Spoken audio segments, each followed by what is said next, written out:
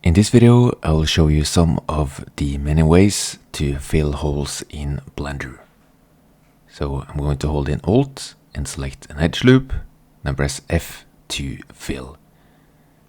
You can also press E, left click, S, then 0 to close the hole by extruding the existing vertices.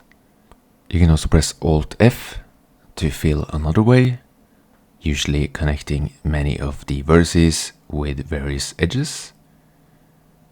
And let's try it out for this object as well. So you can press F to fill, to just add one large face,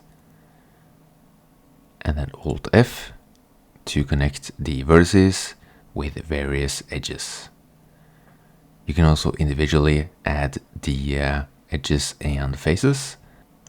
So hold in Shift and select multiple vertices, and then press F to connect, and then you can connect them all by pressing F. And then you can do the same for other faces as well. Okay, and to fill multiple holes at the same time, you can go to Select,